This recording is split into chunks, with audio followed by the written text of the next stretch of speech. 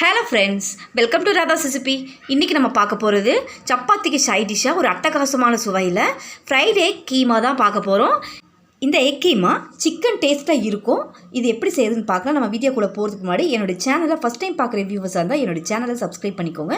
அப்படியே பக்கத்தில் இருக்கிற பெல் ஐக்கானை ப்ரெஸ் பண்ணிங்கன்னா நான் போடுற வீடியோஸ் உங்களுக்கு நோட்டிஃபிகேஷனோட வரும். வாங்க இப்போ எப்படி செய்யுதுன்னு பார்க்கலாம். கீமா செய்கிறதுக்கு முதல்ல 4 முட்டையை பாயில் பண்ணி எடுத்து வச்சுருக்கேன். இப்போ இதை நல்லா துருவி எடுத்துக்கலாம். இப்போ இந்த முட்டையை துருவி எடுத்த பிறகு கடாயில் 2 ஸ்பூன் எண்ணெய் சேர்த்துட்டு இந்த துருவின முட்டையை சேர்த்து 2 நிமிஷம் வரைக்கும் நல்லா பரட்டி விட்டிங்கன்னா அடியில் ஒட்டாமல் நல்லா ஃப்ரை ஆகிட்டு வரும். லைட் ப்ரௌனாக வந்துடும். வந்த பிறகு ஒரு 1/2 ஸ்பூன் கரம் மசாலா சேர்த்து 2 நிமிஷம் நல்லா பரட்டி விட்டு இதை இறக்கி வச்சுருவோம்.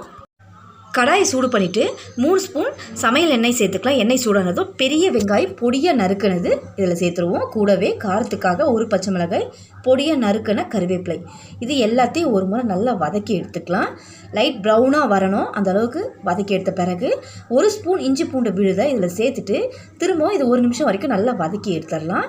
வதக்கிட்டு இதில் மசாலாலாம் சேர்க்க போகிறோம்.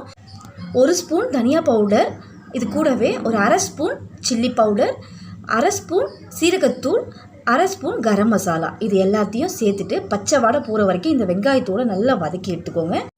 மசாலா பச்சை வாடை போன பிறகு ஒரு பெரிய தக்காளி பொடியாக நறுக்கினதை சேர்த்துருவோம். சேர்த்துட்டு இந்த தக்காளி நல்லா குழைய விட்டு எடுத்துக்கணும்.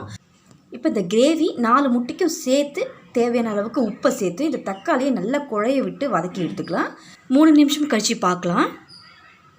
தக்காளி நல்லா குழைய வெந்து வந்திருக்கு. இப்போ இந்த நேரத்தில் ஒரு 1/2 டம்ளர் தண்ணி அளவுக்கு மட்டும் சேர்த்துக்கோங்க. சேர்த்துட்டு கீமா ரொம்ப தண்ணியாக இருக்கக்கூடாது, திக்காக தான் இருக்கணும். அதுக்கேற்ற மாதிரி தண்ணி சேர்த்து இது 1 நிமிஷம் வரைக்கும் நல்லா கொதிக்க விட்டு எடுத்துகிட்டு இந்த ஃப்ரை பண்ணி வச்சுருக்கிற முட்டையை சேர்த்து ஒரு 1 நிமிஷம் வரைக்கும் நல்லா பரட்டி விட்டு எடுத்துருங்க. கீமா ரெடி ஆகிடும். இந்த மாதிரி செஞ்சீங்க அப்படின்னா சிக்கன் டேஸ்ட்டில் இருக்கும் இந்த கீமா.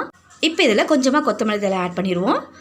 இந்த மாதிரி நீங்களும் செஞ்சு பாருங்கள், ரொம்பவே டேஸ்ட்டாக இருக்கும். இந்த வீடியோ உங்களுக்கு பிடிச்சிருந்ததுன்னா என்னோடய சேனலை சப்ஸ்கிரைப் பண்ணுங்கள். ரொம்பவும் பிடிச்சிருந்ததுன்னா லைக் பண்ணுங்கள். தேங்க்ஸ் ஃபார் வாட்சிங்.